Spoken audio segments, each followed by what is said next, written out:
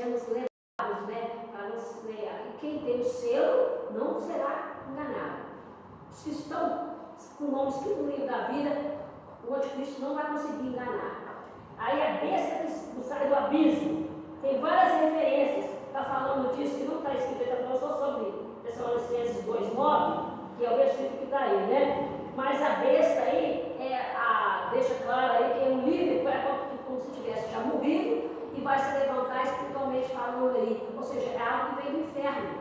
Porque se nós lêssemos lá Apocalipse 17,8 ou 11,7, vai falar de uma estrela que cai na terra e vai para o abismo. Então é a presença espiritual aí da besta, do anticristo, do diabo, do poder do diabo. Tá? Essa presença espiritual aí, ela fica apenas a tipo de estudo que a gente não vai saber disso se nós estivermos lá naquele momento. Senão a gente já sabe que tudo envolve aí besta, tudo envolve o anticristo, tudo envolve, né, o plano do diabo com relação à humanidade. O plano do diabo é o quê? Fazer com que os adoradores de Deus o adorem. O plano do anticristo é que ele seja adorado, exaltado, seja Deus. Ele quer ser Deus. O diabo quer ser usurpador.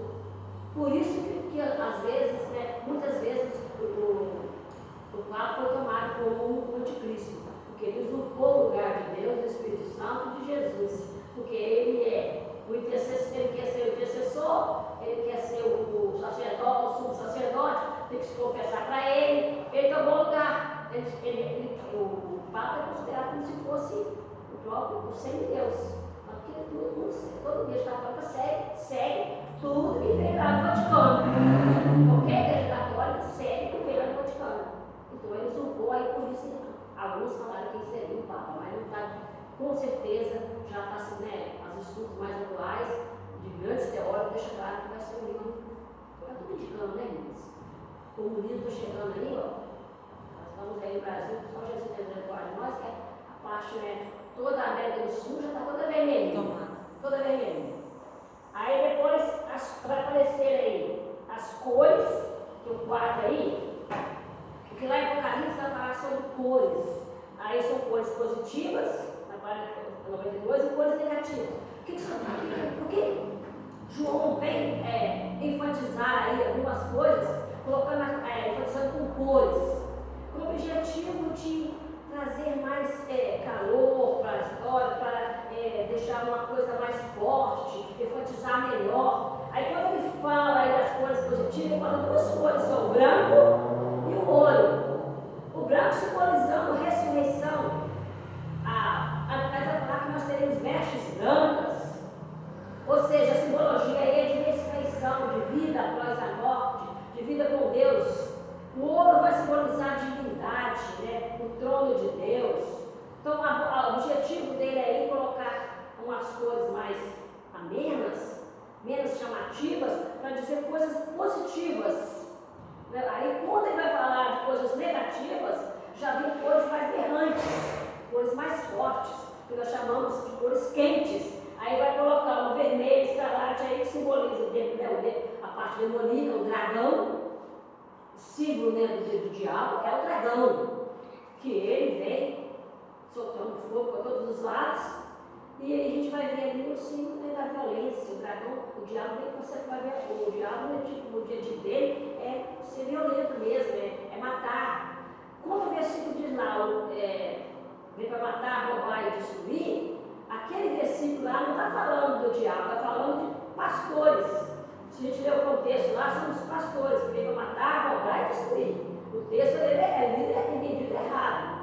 Tem que ser voltar isso aí para os estudiosos de hoje, deixa bem claro o contexto. Mas é lógico que o diabo é matar, roubar e destruir. Mas aquele contexto lá do versículo, o diabo vem para matar, roubar e destruir, foi da nossa cabeça. Quem vem matar, roubar e destruir é o falso profeta.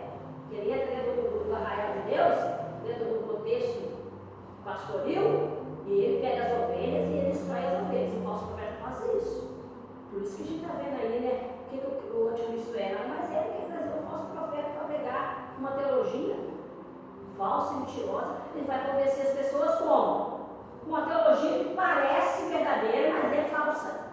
Então a gente vai ver isso aí, as cores aí do dragão. Depois nós vamos ver o amarelo, o verde amarelado aí,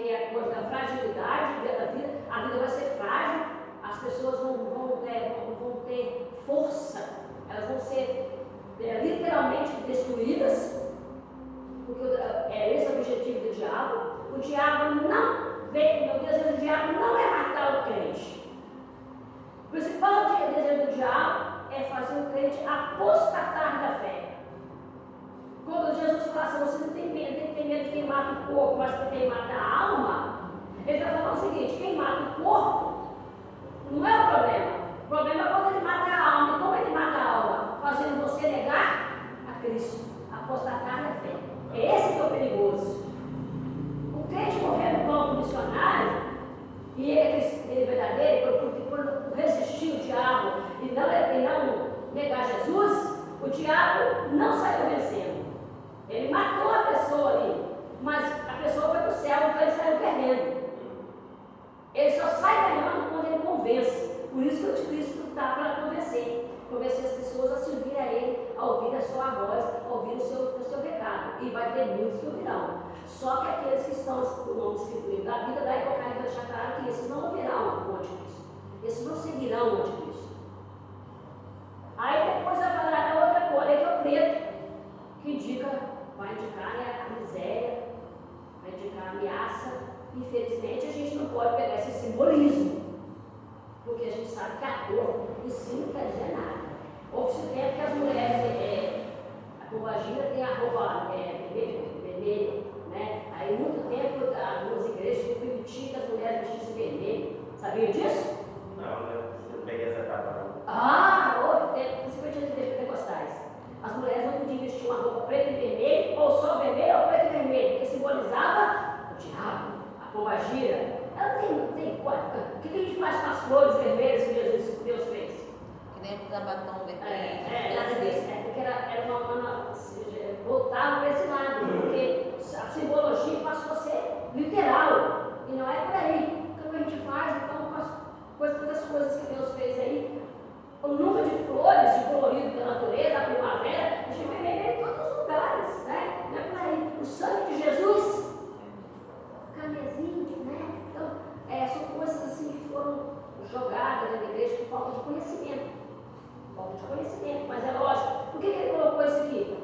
Simbolizando, deixando mais claro, ficando em evidência ali. Ele estava escrevendo para 7 igrejas da Ásia e mais algumas outras igrejas que não está falando aí no Apocalipse, mas literalmente o Apocalipse ele fala 7 igrejas, e eram igrejas que tinham, né, um contexto de história romana, de perseguição, de ser perseguido o tempo todo. Para essas pessoas que João está escrevendo.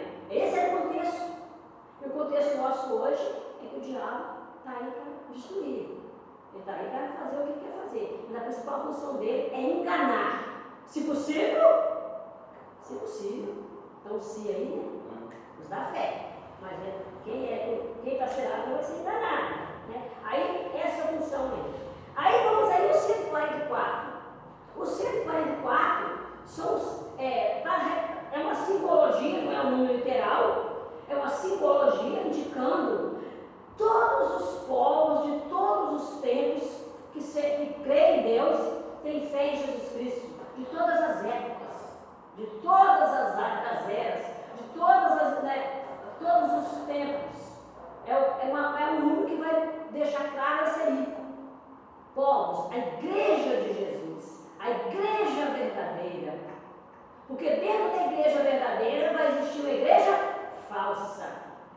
A Bíblia fala que no meio do trigo cresce o joio. O 144 será o trigo, mas no meio do trigo tem o joio. E se nós não vamos ler aqui, mas texto que fala sobre isso aqui, que vai acontecer aí vai falar em Apocalipse 9, versículo 7, versículo 9, vai falar todos os povos, todas as tribos, todas as nações, todos unidos. Esse 144 não será 144 só, porque o próprio versículo de Apocalipse vai admitir isso. É evidente que está um número aí simbolizando uma totalidade de nações e de povos que vão se converter e servirão ao Senhor. Todos aqueles que servem a Deus e creem em Jesus Cristo como Senhor estarão no céu No Sião, no Monte Sião aí, não é o Monte Sião literal, o Monte Sião que vai falar aí que está não, é o próprio céu. É o próprio céu. Porque lá em Apocalipse vai falar trono várias vezes, muitas vezes, acho que é mais de 60 vezes. Dessas mais de 60 vezes, todas as vezes o trono está no céu, só 3 na terra. E as 3 vezes que está na terra está falando de um diabo. Então nós estaremos no céu. Essa reunião aqui, 144, é a reunião do povo de Deus, de todos os séculos, de todas as eras, no céu com Deus. Aí depois, os 6, 2 testemunhas.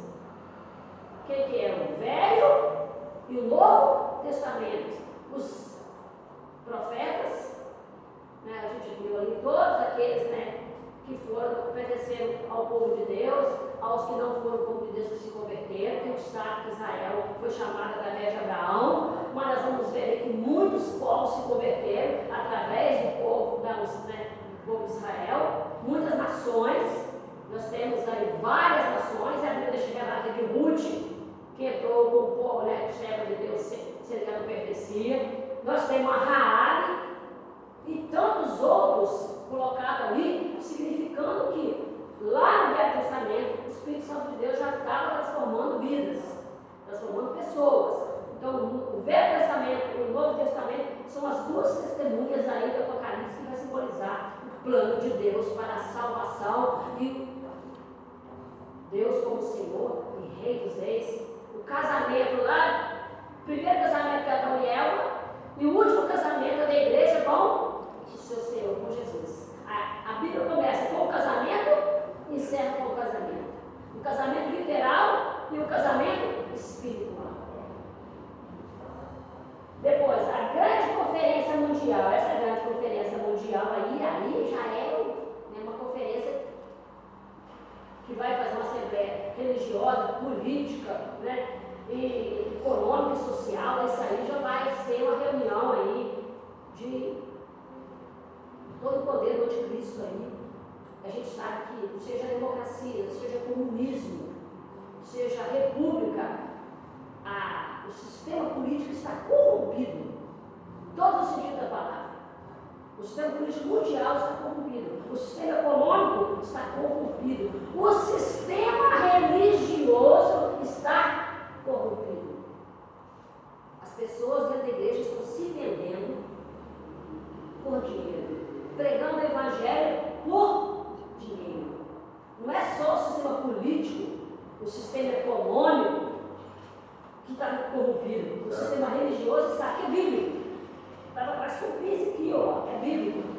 Quantas igrejas hoje, quantos dirigentes, quantos líderes evangélicos, não só de igrejas, né, heréticas, mas igrejas evangélicas, todos os tipos religiosos, seja evangélico ou não, que estão se corrompendo. Tem uma igreja aí que fez um conhecido meu fez um congresso que chamou uma pregadora. Eu queria falar conhecida, mas é famosa mesmo, né? Que é um artista, né? Hoje os pregadores são artistas. Poxa, eu gostava muito da pregação dela. Aí eu estava assistindo a pregação dela nessa igreja. Aí a pessoa, eu falei assim, poxa, legal, vocês trouxeram ela, né, que estava no YouTube. Cara, sabe quanto que foi que ela comprou para pregar na igreja? Aí eu, quanto? 15 mil. Aí eu peguei o celular e fechei, tipo assim, Recabejando o evangelho. Mas eu falei assim, 15 mil para 1 hora de pregação. Não. Eu falei assim, eu estou na profissão errada. Quem que é mais errado? Não, quem que é mais errado? Ela ou quem convidou? Ela está erradíssima, né? Sim. Mas quem convidou perdeu. Mas a pessoa só faz porque tem quem paga. Só cobra porque tem quem paga. Gente, Você fala assim, querido, se dá um choque de realidade para essa pessoa aí. Imagina a senhora com 15 mil fazendo missão. Deus me livre. Eu ia mandar para países africanos e fazer um laço de beleza que ele fazia. Não, ele é da capital de Paris, lá de foto que eu tô Não, no resort. né? Gente, o que é isso aí? É corrupção. É corrupção sem 15 mil igreja. para 1 hora. Para 1 hora. Ou seja, isso nem o conferencista de alto escalão da política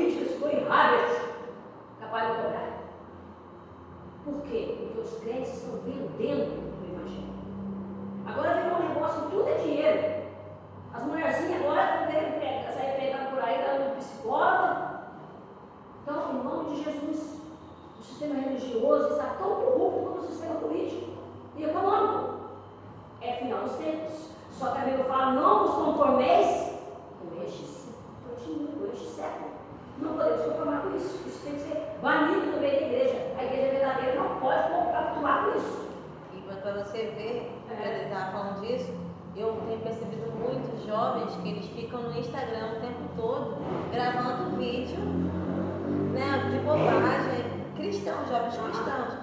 Grava vídeo às vezes de brincadeiras, né, ou às vezes vídeos cristãos mesmo, de palavra. Eu falo, gente, esse povo não trabalha, não. O dia todo no Instagram, não trabalha, não caça um estudo. Aí eu já estava mostrando para o jovem mesmo começar assim, que ganha bastante dinheiro, porque ganha. E não vai querer buscar um emprego aqui fora. Para que vai buscar você ganhar muito dinheiro no YouTube? O falso profeta, olha, a maior perseguição que tem hoje é a perseguição teológica. Os falsos profetas dentro da igreja, pregando nas igrejas. Uma pessoa que vai para a igreja para receber tanto, dá uma ideia de que ele está compromissado com o Evangelho. Não faz. A Bíblia fala de graça dar, de graça receber. É lógico que a gente tem que também saber que a pessoa não vai sair de casa, tem uma logística, precisa de uma ajuda, né? Para chegar até aquele determinado lugar. Você dá uma oferta que a igreja pode, que a igreja deseja, é outra coisa. Agora, bater o martelo no valor, isso ser mercadejar. E sem contar quantos falsos profetas estão pregando heresias, porque o povo de Deus não conhece essa palavra. Nunca se teve tanto analfabeto cristão como hoje, que as pessoas hoje estão. Porque antigamente tinha os irmãos analfabetos, porque não tinha direito, não tinha as bancos escolares. Mas hoje tem tudo. Tem tecnologia na mão, na palma da mão. Não estão analfabetos mais em termos de escolaridade. O analfabetismo hoje é em termos de conhecimento bíblico, de cultura bíblica. Então as pessoas hoje são levadas, e os falsos profetas sabem falar, sabem discursar, tem uma teologia que convence, e ele está vindo aí. E esse século, sempre houve falso profeta, porque se a gente lê as cartas de Paulo, ele vai estar falando dos falsos profetas. Jesus já falou dos falsos profetas. O Velho Testamento fala dos falsos profetas. O profeta que falava a verdade, como Jeremias, era crucificado. Mas o profeta que falava mentira, que dizia o que Jeremias dizia, era aplaudido. Então o falso profeta sempre existiu. Só que no final dos tempos nós vamos ver que ele vai entrar e vai enganar. E vai fazer sinais e prodígios. Aí que as pessoas vão achar, não, é Deus mesmo. Olha lá o milagre, olha lá o sinal. Então a gente não pode, de maneira nenhuma, achar, porque fala bem, fala bonito, pega versículos, às vezes geralmente soltos, faz sinais de prodígios e maravilhas, é um profeta de Deus. Temos que ser crentes guerreanos, crentes que conhecem a palavra, porque o maior dom que nós temos que pedir hoje é o dom de discernimento, porque senão a gente vai nos enveredar por caminhos que não são os caminhos que o Senhor tem para nós. A igreja hoje precisa acordar para isso. E só abrir qualquer YouTube aí que vai ver muitos pastores que são falsos profetas. Está cheio deles aí. Se desviaram da presença de Deus, já está 40 vezes, aí começa a dizer que a Bíblia não fala tudo que está falando, né? Uns que já contaram tão bonito que hoje está aí no quarto, quinto divórcio, ele não vai defender. Né? O divórcio é mais do mundo. Se ele só pensa em dinheiro, ele acha que tem que ganhar mesmo. Então são falsos profetas que estão aí e no final do tempo ele vai vir com uma função mais forte, vai vir acompanhado de sinais e prodígios. Babilônia. A Babilônia simboliza tudo que é o quê? Tudo que é pejorativo, negativo, né? Tudo que é o dinheiro, o poder, o querer mais, o poder mais, a prostituição. Quando a gente fala de Babilônia, a gente imagina prostituição, a gente imagina prostituição no sentido de prostituir mesmo o corpo, mas prostituição no sentido de trocar Deus por deuses. Porque a Bíblia, quando fala de prostituição, o significado lá era, no povo de Israel, adorava outros deuses. E não só o Deus de Israel, o único Deus.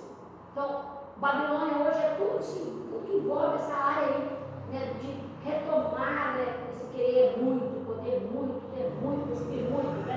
Aí vai falar sobre isso, que isso está inserido nas artes, principalmente música, muitas músicas que vai falar de modelos de Deus. Né? Na cinema hoje também, muitas coisas envolvendo aí, que traz chama muita atenção. Nunca se trabalhou muito, tanto como se trabalha hoje em televisão, no cinema, principalmente o cinema. A Netflix está trabalhando muito bem nessa área. Muito bem, nossa. 10 para ela. No sentido de incutir na cabeça da juventude, de criança, tudo que não é de Deus, tudo que afasta o homem de Deus. E desfazer toda a teologia bíblica. E a gente vai ver isso aí, o diabo, né? A gente vai ver que a Babilônia aí é a falsa igreja. É um simbolismo de falsa igreja. Gog e Magog é o sistema do governo comunista. Gente, vai falar isso sobre, quem fala muito sobre isso é Ezequiel, né? Capítulo 38 e 39. Ele vai falar sobre Gog e Magog, vai falar sobre comunismo. Todo mundo pensando, entre aspas, do mesmo jeito. Lição de mim. Todo mundo pensando, entre aspas, do mesmo jeito. Todo mundo comungando do mesmo, entre aspas, do mesmo jeito. E quem comanda, comunga com os pobres, né? Todo mundo tem que ser pobre, exceto eles, né?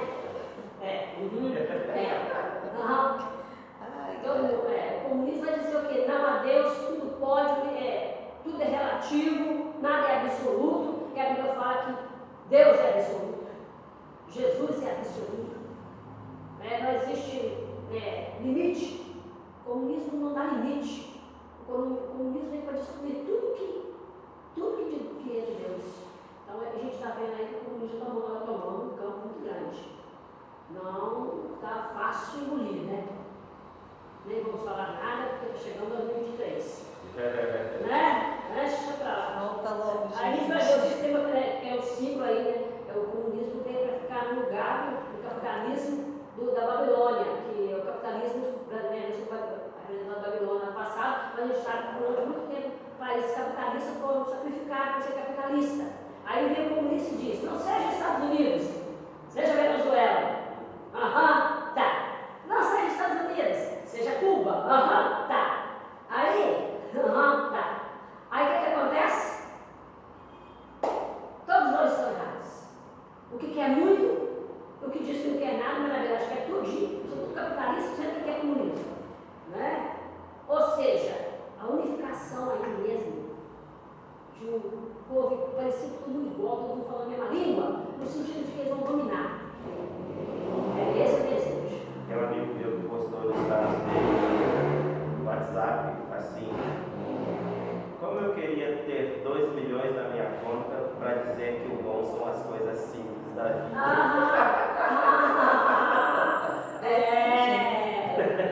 Aí tem gente que fala assim: o sol é para todos. Aí o outro dia diz: a sombra é para alguns. Quem não fica em casa, né? Aí o 11. Os 4 animais são os seres viventes, são os seres celestiais, né? Lá em Apocalipse, versículo 50, capítulo 5, versículo de 8 a 10, a gente vai estar lendo, né? São os 4 seres que estão lá explicadinho, lá a gente vai falar sobre o Apocalipse, porque eu não estou estudando o Apocalipse. Então, esses 4 animais são 4 seres viventes. Eles vão ter responsabilidades especiais no contexto do final dos tempos.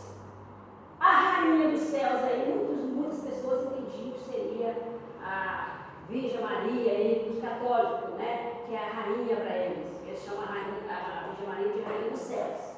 Eu falo que eu fui católica, né? Estou falando cadê? Estou falando daquilo que eu não vi, né? Eu botei a coroinha dela, botei tudo direitinho. Vestido verde, virgem, azul, tudo comanda, né?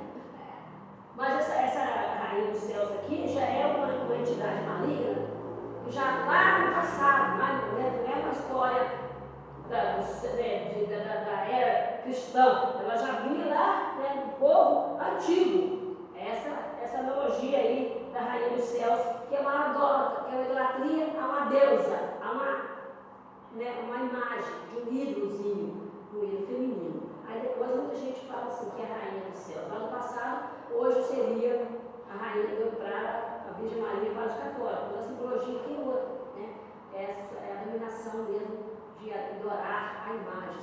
Tudo que o anticristo quer é tirar o foco da adoração a Deus para a adoração a Ele.